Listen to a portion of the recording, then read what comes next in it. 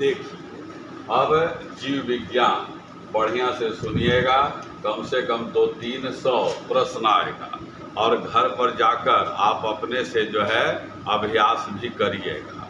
सबसे पहला टॉपिक जो है किया गया है क्या? सबसे पहला टॉपिक किया गया परिभाषा और गण। सीधे याद करना है कि बायोलॉजी शब्द किसने दिया है? तो लैमार्क और ट्रेवीरेनस ने। लैमार्क फ्रांस का रहने वाला है और ट्रेवीरेनस जो है जर्मनी का रहने वाला है। फिर जो है जी उसमें कई शाखा है जिसका अलग अलग जनक याद करा दिया गया है। जीव विज्ञान और जंतु विज्ञान का अरस्तु है, वनस्पति विज्ञान का थियोफ्रास्टस है, कवक विज्ञान का माइकेली है, आनुवंशिकता का ग्रेगर जॉन मेंडल, विकासवाद का चार्ल्स डार्विन, आयुर्वेद का धन्वंतरी, होम्योपैथी का क्या है हेनीमैन, चिकित्सा शास्त्र का हिपोक्रेटस, जीवाणु विज्ञान का एविल्यूवेन हॉक, विषाणु विज्ञान का इवानोव्स्की, सूक्ष्म जीव विज्ञान का लुई पास्चर है, लुई पास्चर, प्रतिरक्षा विज्ञान का एडवर्ड जेनर।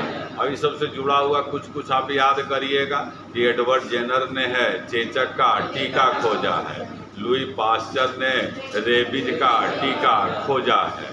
अगला टॉपिक हम लोग का क्या है? जीव विज्ञान का विभिन्न शाखा, कि शरीर का आंतरिक अंगों का अध्ययन एनाटोमी में किया गया है, रक्त परिसंचरण का एंजियोलॉजी, रक्त संरचना का हिमेटोलॉजी, कोशिका का अध्ययन साइटोलॉजी, ऊतक का अध्ययन हिमेटोलॉजी, मानव सौंदर्य का अध्ययन कैलोलॉजी, फिर दांत का अध्ययन ओडेंटोलॉजी, हड्डियों का अध्ययन ऑस्टियोलॉजी, पक्षियों का अध्ययन ऑर्निथोलॉजी में, कैंसर का अध्ययन ओन्कोलॉजी में किया गया। अब ये सब करिएगा, जैसे हड्डी का अध्ययन ऑस्टियोलॉजी। तो उसी समय जब आप सुनिएगा वीडियो तो अपने से लिखिएगा कि पक्षियों का हड्डी जो है बातिल या खोखला होता है, मनुष्य का हड्डी जो है सरंध्र होता है। अगला टॉपिक हम लोग क्या किए? जंतु जगत का वर्गीकरण। सबसे पहले अरस्तु ने लाल रक्त के आधार पर 2 भाग में एनेमा और इनेमा में विभाजित किया है। एनेमा में लाल रक्त नहीं होता है, उदाहरण कौन है? आर्थ्रोपोडा है, स्पंज है। इनेमा में लाल रक्त होता है और इसका उदाहरण मनुष्य है, कुत्ता, बिल्ली सब है। फिर उसके बाद अगला वर्गीकरण किसने किया? कैरोलस लिनियस ने। और कैरोलस लिनियस ने किस आधार पर किया? कोशिका के आधार पर किया। कोशिका के आधार पर 2 भाग में, एक कोशिकीय और बहुकोशिकीय, यूनिसेलुलर, मल्टीसेलुलर। एक कोशिकीय में आपको याद करना है अमीबा, यूग्लिना, पैरामीशियम, प्रोटोजोवा, और भी बहुत है लेकिन जो आते रहता है। अब अमीबा में 2-3 क्वेश्चन याद कर लीजिए कि अमीबा का भोजन अंग क्या है? फूट पाद है। कौन जीव है जो अपना आकार बदलते रहता है? तब भी आंसर है अमीबा है। फिर जो है आपको चप्पल का आकार का पैरामीशियम बताया गया। पादप और जंतु दोनों का गुण किसमें है? यूग्लिना में है। यूग्लिना को हरा प्रोटोजोवा कहते हैं।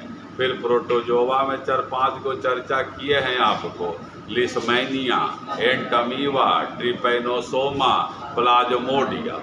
प्लाज्मोडियम के कारण मलेरिया, एंटमीवा के कारण पेचिस, ट्रिपैनोसोमा के कारण निद्रा।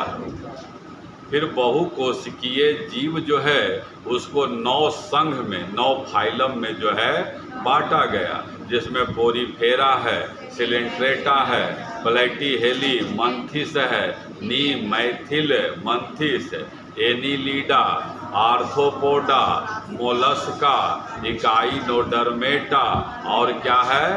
कार्डेटा। आप लोग भी बोलते रहिएगा, बैठेगा दिमाग में। और सफल कुछ ही लोग होता है, सबके बस का नहीं है सफल होना। अब कार्डेटा आ गया, तो कार्डेटा को हम लोग बांटे हैं मत्स्य वर्ग में, स्तनधारी में, फिर उभयचर में, पक्षी वर्ग, और जब स्तनधारी आ जाएगा तो उसको भी हम लोग 3 भाग में बांटे हैं। उसको जो है आप प्रोटोथेरिया, मेटाथेरिया, यूथेरिया ऐसे करके। तो जो मनुष्य जो है किसमें है, यूथेरिया में। अब यहाँ पर सीधा सीधा क्वेश्चन याद करिए, सबसे बड़ा जंतु संघ कौन है, आर्थ्रोपोडा है। केचुआ और जोक किसमें है, एनीलिडा में है। एनीलिडा शब्द किसने दिया है, लैमार्क ने दिया है। फिर किसानों का मित्र किसको कहते हैं, तब केचुआ को। केचुआ में नेत्र होता है कि नहीं, तो नेत्र जो है नहीं होता है। मनुष्य का वैज्ञानिक नाम होमो सेपियंस है। पक्षी का हड्डी बातिल या खोखला है। पक्षी विशेषज्ञ कौन है, सलीम अली। किसका रक्त ठंडा होता है, कोल्ड ब्लडेड। तब उभयचर और सरीसृप। उभयचर को अंग्रेजी में एम्फीबिया कहते हैं, और सरीसृप रेप्टाइल किसको कहते हैं, जो रेंग कर चलता है। आप सीधे याद करिएगा कि एकमात्र जहरीला छिपकली कौन है, हेलियोडर्मा। उड़ने वाला छिपकली कौन है, ड्रेको। सबसे अधिक समय तक जीवित रहने वाला जीव कौन है, तब है कछुआ है, कछुआ। फिर उसके बाद जो है आगे बढ़िएगा तो अगला टॉपिक आएगा कोशिका। कोशिका में सीधे 25-30 क्वेश्चन याद कर लिए, छूटेगा नहीं। मृत कोशिका का खोज जो है किसने किया, रॉबर्ट हुक ने। जीवित कोशिका का खोज एबी लीवेन हॉक ने। सेल शब्द किसने दिया, रॉबर्ट हुक ने। सेल शब्द सेलुला शब्द से बना है। फिर आप याद करिए कोशिका सिद्धांत किसने दिया, स्लाइडेन और स्वान ने। जीव द्रव्य का खोज किसने किया, जेई पुरकिंजे ने किया। फिर जो है सो कोशिका को किस सूक्ष्मदर्शी से देखते हैं, इलेक्ट्रॉन सूक्ष्मदर्शी से, माइक्रोस्कोप से देखते हैं, इलेक्ट्रॉन सूक्ष्मदर्शी से। और इलेक्ट्रॉन सूक्ष्मदर्शी का खोज किसने किया, नाल एवं रस्का ने। सबसे बड़ा कोशिका मनुष्य में कौन है, तंत्रिका कोशिका है, तंत्रिका कोशिका। फिर उसके बाद और याद करिए सीधे सीधे, कोशिका भित्ति चाची का बना होता है, सेलुलोज का बना होता है। कोशिका झिल्ली को क्या कहते हैं, अर्ध पारगम्य झिल्ली, चयनात्मक झिल्ली कहते हैं।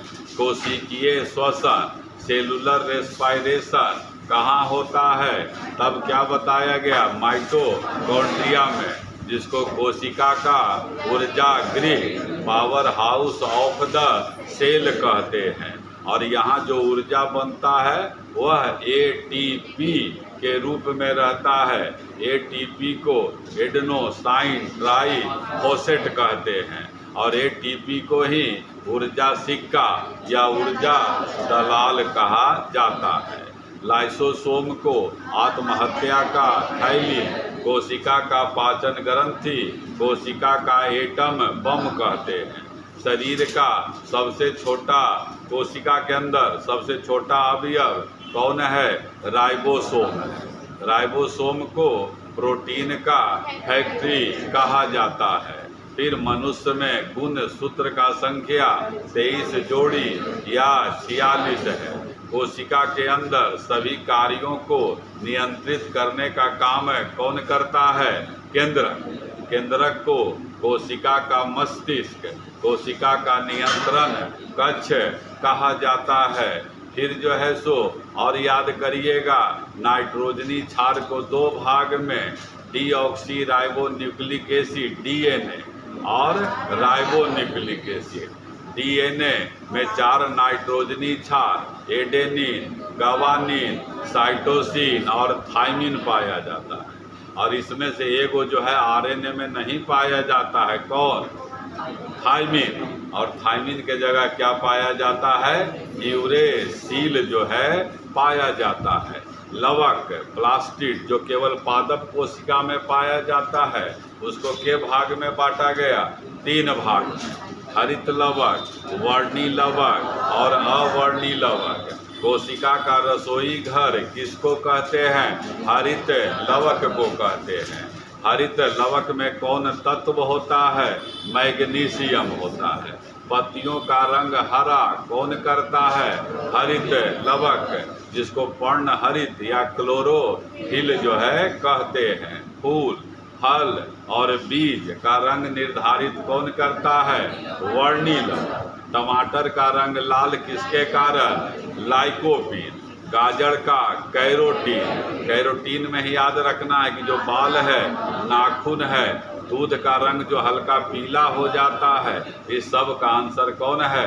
कैरोटीन है। फिर हल्दी में कुरकुमीन पाया जाता है। एक ये अवर्णी लवक, फिर वर्णी लवक। इसके बाद और आपको याद रखना है कोशिका विभाजन के प्रकार का, 3 प्रकार का।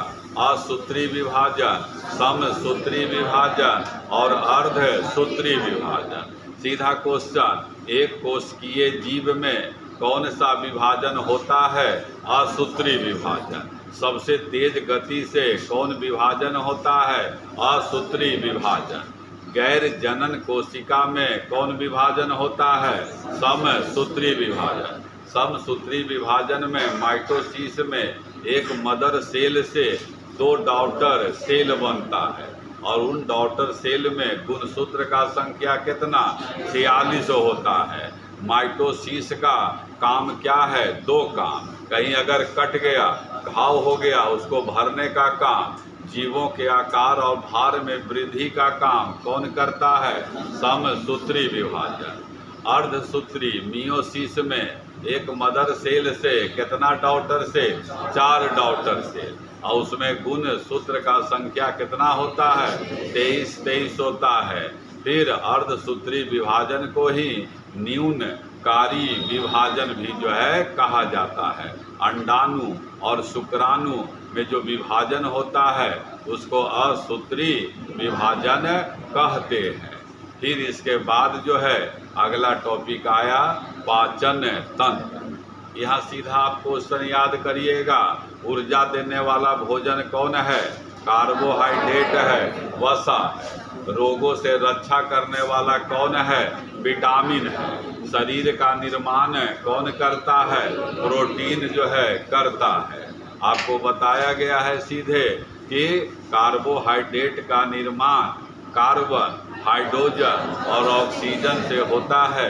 1 ग्राम कार्बोहाइड्रेट अगर आप खाते हैं तो 4.1 कैलोरी ऊर्जा मिलता है। आपको बता दिया गया है कि जो च्युइंगम होता है, च्युइंगम का जो ऊपरी परत होता है वो क्या चीज़ से बना होता है? कार्बोहाइड्रेट से। कार्बोहाइड्रेट क्या है? मंड या स्टार्च है। मंड या स्टार्च क्या है? शर्करा का समूह है। सीधे याद करना है कि भोजन का कौन अवयव है जिसमें नाइट्रोजन पाया जाता है? तब क्या होगा? प्रोटीन। बढ़ते हुए बच्चों के लिए सबसे ज़्यादा जरूरी क्या है? प्रोटीन है। प्रोटीन ऊर्जा का नहीं, क्या चीज़ का? प्रोटीन का मुख्य स्रोत कौन है? तब सोयाबीन है। और सोयाबीन के उत्पादन में भारत में 1 नंबर पर मध्य प्रदेश है। आपको जो बॉडी बिल्डर लोग होता है, जो अपना मसल दिखाते रहता है, वैसा आपको मसल दिखाना है तो क्या खाना पड़ेगा? तब प्रोटीन खाना पड़ेगा। ऊर्जा का मुख्य स्रोत कार्बोहाइड्रेट है, लेकिन ऊर्जा का दूसरा मुख्य स्रोत क्या है? वसा है। 1 ग्राम वसा अगर आप खाते हैं तो कितना कैलोरी ऊर्जा? 9.3 या 1 कैलोरी ऊर्जा। यहाँ पर वसा का ऊर्जा क्या होता है? त्वचा के नीचे जो है जमा होते रहता है, इसलिए वसा का उपनाम क्या है? संचित ऊर्जा। आपको याद करना होगा फिर आहार नाल, एलिमेंट्री कैनाल, मुख। सीधे मुख के लिए क्वेश्चन क्या आता है कि पाचन क्रिया का प्रारंभ कहाँ होता है? तब मुख से जो है होता है। फिर मुख में दो चीज का चर्चा किया गया, एक दांत का और एक लार ग्रंथि का चर्चा किया गया।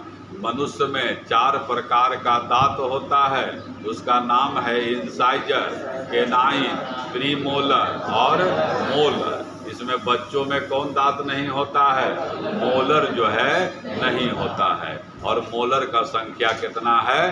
12। दांत का अध्ययन ओडेंटोलॉजी में करते हैं। दांत के ऊपर एक परत होता है जिसके कारण दांत चमकता है, एनामेल, और उस एनामेल के अंदर जो होता है डेंटाइन कहा जाता है। फिर एनामेल अगर घिस जाएगा तो आपका दांत जो है कनकनाएगा। फिर उसके बाद लार ग्रंथि में याद कर लीजिए कि लार ग्रंथि जिसको सैलिवरी ग्लैंड कहते हैं, वह संख्या मनुष्य में कितना है?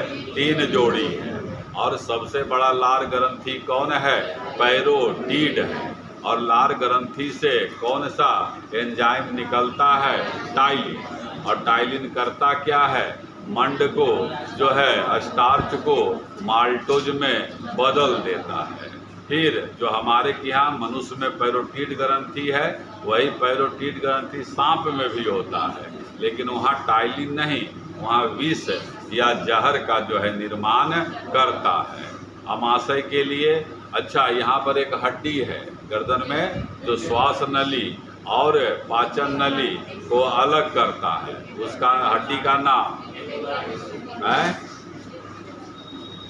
चलिएगा। फिर अमाशय, अमाशय में भोजन 4 घंटा रहता है और यहाँ से 4 एंजाइम पेप्सिन, म्यूसिन, हाइड्रोक्लोरिक अम्ल और क्या निकलता है? रेनिन। पेप्सिन क्या करता है? प्रोटीन को पेप्टोन्स में बदल देता है। म्यूसिन अमाशय के आंतरिक सतह को जो है चिकना बनाकर रखता है। रेनिन क्या करता है? दूध में एक प्रोटीन पाया जाता है केसिन, उसको बदल देता है कैल्शियम पारा कैसिनेट में बदल देता है। फिर हाइड्रोक्लोरिक अम्ल का भी काम आपको याद रखना है कि भोजन में अगर कोई हानिकारक जीव चला गया तो उसको क्या करता है? नष्ट करता है। अमाशय के बाद भोजन जाता है छोटी आंत में। छोटी आंत को 3 भाग में, छोटी आंत का जो सबसे अगला भाग है ग्रहणी, मध्य में है मध्यांतर और सबसे अंतिम में जो छोटी आंत का है इलियम है। भोजन का अवशोषण कहाँ होता है?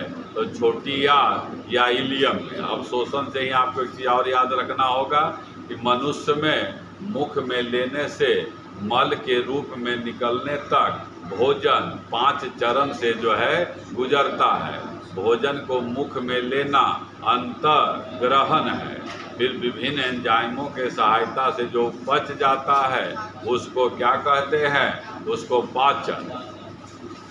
बचा हुआ भोजन जो ग्लूकोज में बदल गया वह कोशिका तक पहुंच जाता है, उसको क्या कहते हैं? अवशोषण। और वह ग्लूकोज ऑक्सीजन के कारण ऑक्सीडेशन होता है, विखंडन होता है और वह ऊर्जा का निर्माण होता है, इसको क्या कहते हैं? स्वांगीकरण। और अपच पदार्थ और हानिकारक पदार्थ शरीर से बाहर निकलता है मल के रूप में, बहिष्करण जो है कहा जाता है। आपको जो है कई पाचन ग्रंथियों का चर्चा किया गया, उसमें यकृत के बारे में किया गया। यकृत में एक अंग होता है, उसका नाम क्या है? पित्ताशय, गॉल ब्लाडर। और पित्ताशय से क्या निकलता है? पीत रस निकलता है। पीत रस भोजन को अम्लीय से क्षारीय जो है बनाता है। और फिर यकृत को 2 रोग भी प्रभावित करता है, एक पीलिया है जिसको जॉन्डिस बोलते हैं और दूसरा जो है हेपेटाइटिस है। यह जो है शरीर का सबसे बड़ा ग्रंथि है। ग्रंथि में ही हम लोग एक अग्नाशय पेनक्रियाज भी किए। आपको बताया गया सबसे बड़ा ग्रंथि यकृत, लेकिन दूसरा सबसे बड़ा ग्रंथि कौन है? अग्नाशय है। और एक मात्र मिश्रित ग्रंथि भी जो है अग्नाशय ही है। और अग्नाशय में एक अंग है, जैसे आपको यकृत में एक अंग बताया गया पित्ताशय, गॉल ब्लाडर, उसी तरह से अग्नाशय में एक अंग है लैंगर हैंस की द्वीपिका। और लैंगर हैंस की द्वीपिका में जो है आपको क्या बताया गया, आपको बताया गया वहाँ से एक एंजाइम निकलता है इंसुलिन। इंसुलिन क्या करता है, ग्लूकोज को ग्लाइकोजेन में बदलता है और क्या करता है, शरीर में शर्करा के मात्रा को जो है नियंत्रित करता है। अगर इंसुलिन कम निकलेगा तो शरीर में शर्करा का मात्रा क्या हो जाएगा, बढ़ जाएगा और कौन बीमारी होगा, मधुमेह या डायबिटीज हो जाता है। और मधुमेह रोग जो है किस अंग को प्रभावित करता है, अग्नाशय को जो है प्रभावित करता है। इंसुलिन का खोज किसने किया है, बेंडिंग और बेस्ट ने। कब खोज किया, 1921 ईस्वी में जो है खोज किया है। इंसुलिन कम निकलने से तो मधुमेह रोग होता है और इंसुलिन ज़्यादा निकलता है तब हाँ हाइपोग्लाइसीमिया, उसमें क्या हो जाता है, वो सब आपको ध्यान रखना है।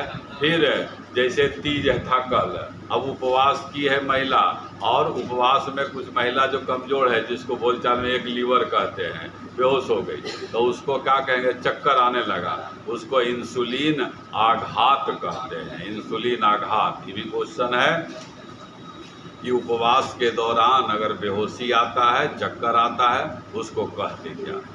पाचन तंत्र एकदम इसी तरह से रटना होगा।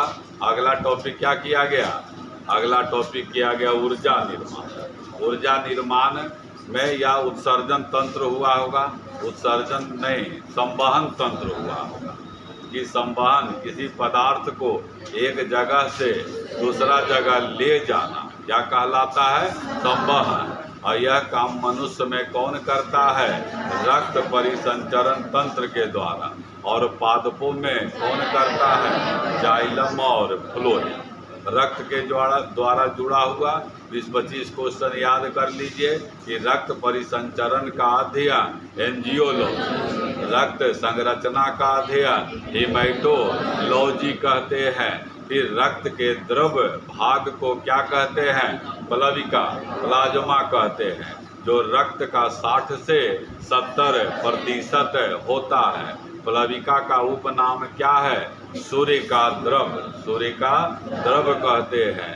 रक्त का गाढ़ा होना, अच्छा प्लविका में प्रोटीन पाया जाता है जिसको प्लविका प्रोटीन कहते हैं, और रक्त का गाढ़ा होना प्लविका प्रोटीन के कारण ही होता है।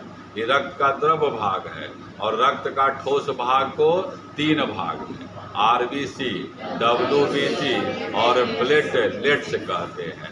आरबीसी का निर्माण कहाँ होता है, जब रहेगा भ्रूण में, कहाँ होता है, तो यकृत में, और बाद में कहाँ होता है, अस्थि मज्जा में। आरबीसी मरता कहाँ है, तब क्या है, प्लीहा। आरबीसी का कब्रगाह किसको कहते हैं, प्लीहा को कहते हैं। जब ऊंचाई पर आप जाते हैं तो आपके नाक से, कान से खून निकलता है, कारण क्या है कि दाब घटने पर उस आरबीसी का आयतन बढ़ता है और यही बढ़ा हुआ भाग नाक से, कान से जो है निकलता है। आरबीसी का रंग लाल किसके कारण से, हीमोग्लोबिन के कारण से। हीमोग्लोबिन के कमी से कौन बीमारी होता है, अरक्तता, एनीमिया। फिर आपको याद करना होगा कि आरबीसी को और क्या कहते हैं, एरिथ्रोसाइटस कहते हैं, रेड कार्पसल्स कहते हैं। डब्ल्यूबीसी का काम क्या है, तो रोग से लड़ने का जो है काम है। आरबीसी और डब्ल्यूबीसी का अनुपात निश्चित है, 600 आरबीसी रहेगा, है उल्टा है। अगर डब्ल्यूबीसी का संख्या बढ़ गया तब क्या हो जाता है, रक्त कैंसर हो जाता है या ल्यूकोमिया हो जाता है। डब्ल्यूबीसी का उपनाम बोलिए, जिसको भच्छी कोशिका जो है कहा जाता है। फिर आपको रक्त परिसंचरण के लिए कौन कौन अंग उत्तरदायी है, तो उसमें किया गया हृदय। अब हृदय का अध्ययन सीधे क्वेश्चन याद करिएगा, तो हृदय का अध्ययन जो है कार्डियोलॉजी में करते हैं। मनुष्य का हृदय कितना कोष्ठ का है, 4 कोष्ठ का है, 2 अलिंद है और 2 निलय है। हृदय में जो पंप क्रिया होता है और उसी क्रिया के कारण शरीर में रक्त जो है प्रवाहित होता है। फिर 1 मिनट में हृदय कितना बार धड़कता है? 72 बार।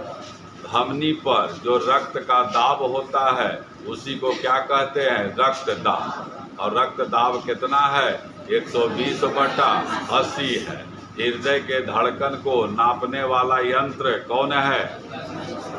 स्टेथोस्कोप। और जो है सो आपको बताया गया रक्त दाब नापने वाला स्फेग्नोमेनोमीटर।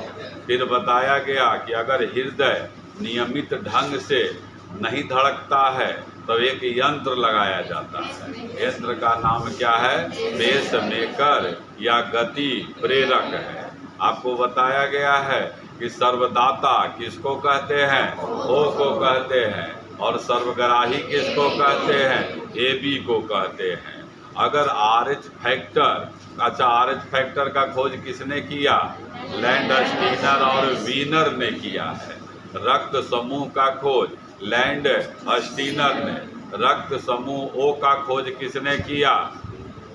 बोलिए, खाली प्रवचन सुनिएगा। तब आंसर है कास्टेलो और स्टर्ली ने जो है किया है। अगर किसी व्यक्ति का रक्त समूह A है तो वह किसका रक्त ले सकता है? वो अपना रक्त तो ले ही लेगा A, और एक जो है सर्वदाता है, कौन है? O है। तो इस तरह से जो है आपका रक्त परिसंचरण से जुड़ा हुआ क्वेश्चन। फिर जाइलम और फ्लोएम याद कर लेना है। जैसे रक्त और हड्डी संयोजी ऊतक से बना है, उसी तरह से जाइलम और फ्लोएम जो है संवहनीय ऊतक से बना हुआ है।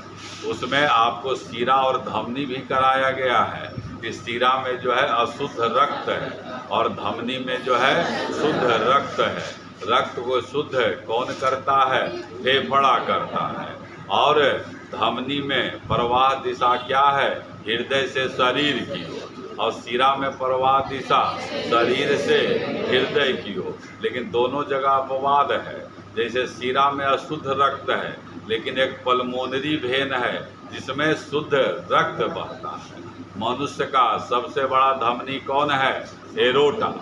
फिर हृदय के सतह को रक्त पहुंचाने का काम कौन धमनी करता है? कोरोनरी धमनी। और इसी कोरोनरी धमनी में जब कोलेस्ट्रॉल जमा हो जाता है तो हार्ट अटैक जो है हो जाता है। जाइलम में प्रवाह दिशा क्या है? नीचे से ऊपर की ओर। और इसमें क्या प्रवाहित होता है? जल और खनिज लवण। जाइलम में नीचे से ऊपर जाने के लिए 3 कारण है। एक है केशिकत्व है, दूसरा क्या है? वाष्पोत्सर्जन है। पत्तियों में वाष्पोत्सर्जन कहाँ होता है? तब रंध्र या स्टोमाटा में। जब तेज हवा चलता है, तेज गर्मी रहता है, तो वाष्पोत्सर्जन का दर क्या होता है? बढ़ जाता है। और जब बादल रहता है तब वाष्पोत्सर्जन का दर घट जाता है। वाष्पोत्सर्जन के दर को मापने वाला यंत्र कौन है? ओडोमीटर है। फिर एक मूल रोम दाब का भी चर्चा किया गया है और आपको बता दिया गया है कि केशिकत्व, वाष्पोत्सर्जन और मूल रोम दाब में सबसे महत्वपूर्ण कौन है? केशिकत्व है। केशिकत्व ऐसे फिजिक्स का टॉपिक है। और फ्लोएम में क्या प्रवाहित होता है? तो पत्तियों द्वारा तैयार भोजन। पत्ती में कौन सा ऊतक है जो भोजन बनाता है? तब पेलिसेड ऊतक है। और इसमें प्रवाह दिशा जो है क्या है? दोनों तरफ, नीचे से ऊपर भी जाता है और ऊपर से नीचे भी जाता है। इस तरह से जो है आपको पूरा रिवीजन कराने में 2-3 घंटा लगेगा। लेकिन वीडियो एगो बना दिए हैं जिसमें आप परिभाषा जनक, जिसमें जीव विज्ञान की विभिन्न शाखाएं, फिर जंतु जगत का वर्गीकरण, फिर आप कोशिका, फिर आप पाचन तंत्र, रक्त परिसंचरण तंत्र और पादपों में संवहन क्रिया, जाइलम और फ्लोएम। आप इस वीडियो को 2-3 बार सुनिएगा, अपने से लिखने का अभ्यास करिएगा। निश्चित रूप से जो है आपको लाभ हो जाएगा। वीडियो